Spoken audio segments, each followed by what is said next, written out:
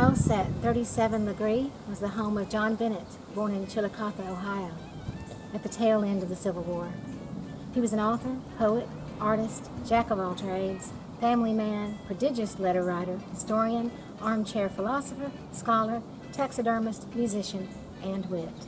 He wrote one of the most loved children's books of the 19th and 20th century, Master Skylark, and several other books that sold very well.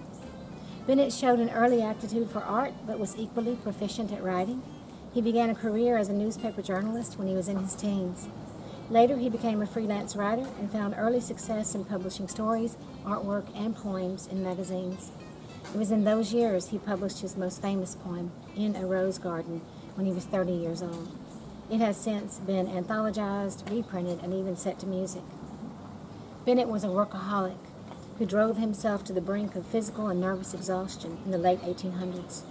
Through his drive to succeed and his recurring abuse of cocaine, he found himself emaciated and at the brink of death more than once. In the 1890s, he began a routine of staying at a spa in West Virginia to recover and engage in creative work. It was there he met his future wife, Susan Dunlap Adger Smith, while she was on vacation at the resort with her parents. Afterwards, Bennett made inroads by regularly sending letters, both for wooing Susan and separately by impressing her father as to his suitability as a future son-in-law.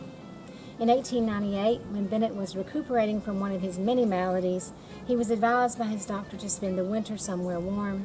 He chose Charleston for both its warmth and proximity to Susan. With a successful book published in 1902, he considered himself a professional writer and ready to support a wife and family. John and Susan were married later that year. After renting an apartment, they moved into this home, 37 Legare Street, in the summer of 1903 and remained here the rest of their lives. In the years leading up to the founding of the Poetry Society, DuBose Heyward had been meeting Bennett on Wednesdays of every week at 37 Legare for guidance and critiquing sessions.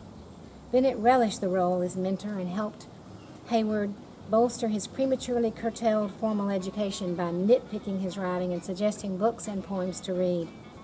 According to John Bennett, it was at this house that DuBose Heyward suggested that they start the Poetry Society of South Carolina.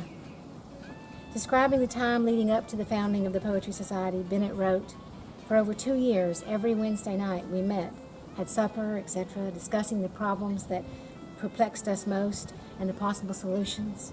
Words, phrases, rhythms, rhyme, prose and verse forms, Miss Amy Lowell's latest, polyphonic prose, punctuation and free verse. Those evenings were full of thunder. All that was needed to produce an explosion was a spark, and that spark was an idea."